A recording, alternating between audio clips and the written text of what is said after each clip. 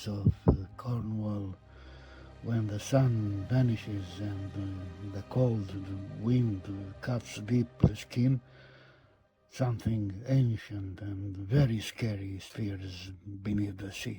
So you want to know everything about Bucca?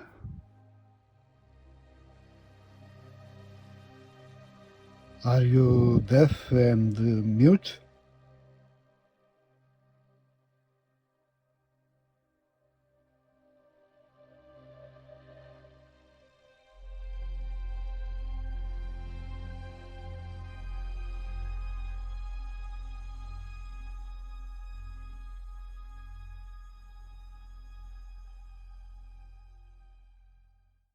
Well, I will tell you, but stop recording my voice. You might upset Bucca. It's not a god from above. It's not a demon from hell, but something more terrifying. She's not just large, but the very embodiment of untamed nature, often at odds with the order and civilization represented by the gods. Something without fire or lightning, but something which waits in silence to freeze the land with her deadly breath. Bucca! She would descend upon human settlements during times of extreme hardship, especially during winter famines, seeking food in the most horrifying form of the disobedient humans.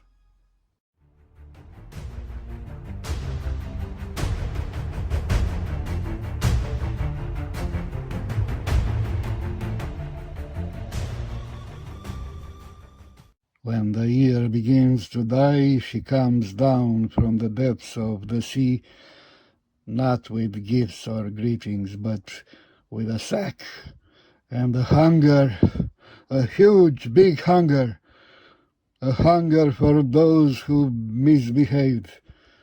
This is not just a tale to frighten children. Bucca is the perfect figure to explain the unexplainable. Why fishing failed, why the fish died, why children and sometimes very young women went missing in the sea.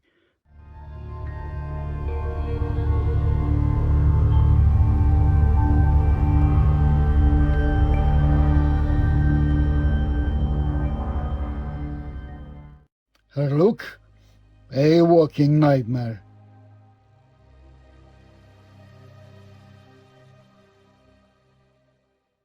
Let's go to my place so you can sleep, and tomorrow I'll show you around.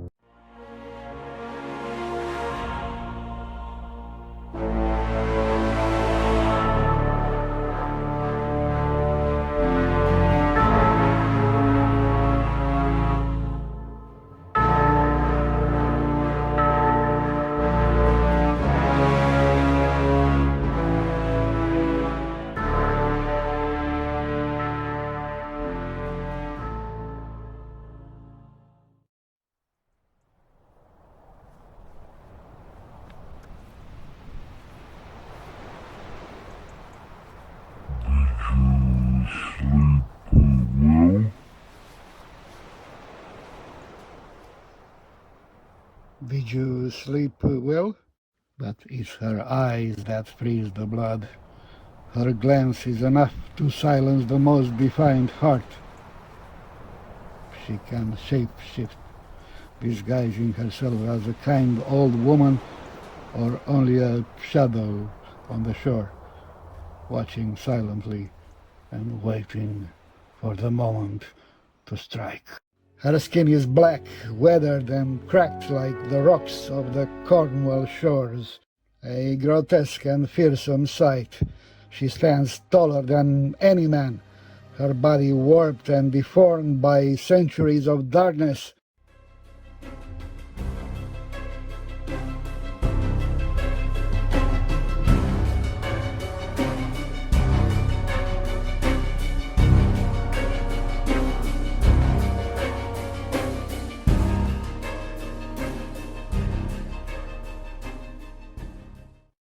Bucca is no ordinary ogress.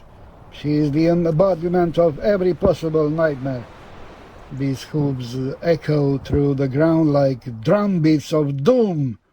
Her body is covered in matted, filthy hair, tangled with algae, seaweed, bones, and bits of old fabric. Her flesh is riddled with lumps, boils, and warts, giving her a diseased and decaying look. Her name is spoken in whispers, especially when the nights grow long and the frost creeps against the window panes. Instead of human feet, she walks on hooves, sometimes described as those of a crocodile, sometimes of a massive troll-like beast. She is often said to have multiple tails, sometimes 13, sometimes more, each one tracing and twitching with a life of its own. Her name evokes the deep growls of distant thunder or the low rumble of an avalanche, both terrifying forces of the sea.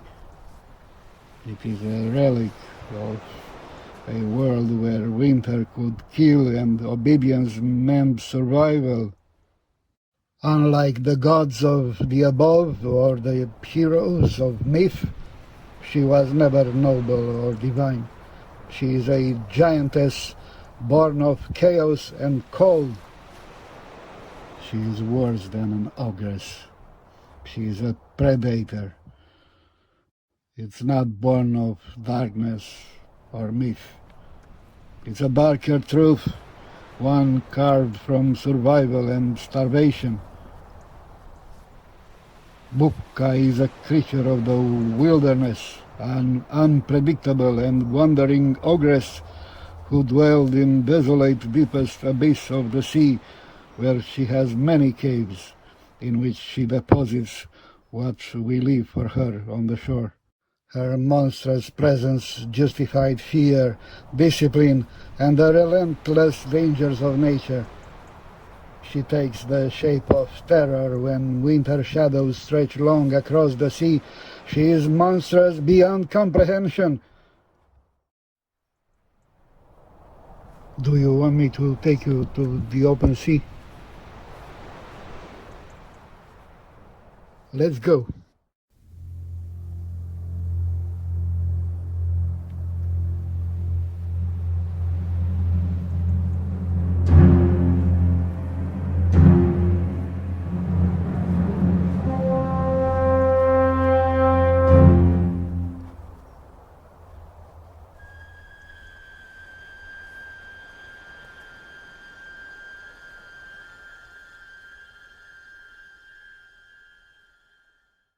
I filmed Bucca. You want to see?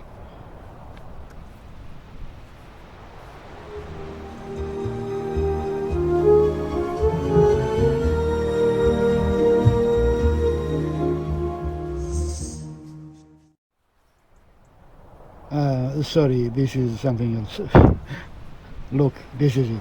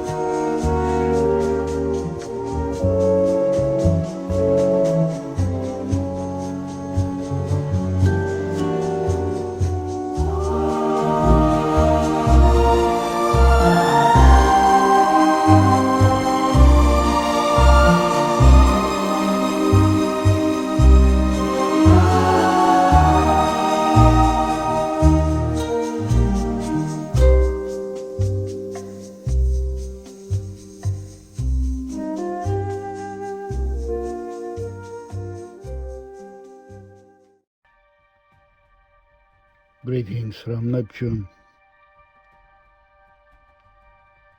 If you want to see Bucca, come with me to the bottom of the sea.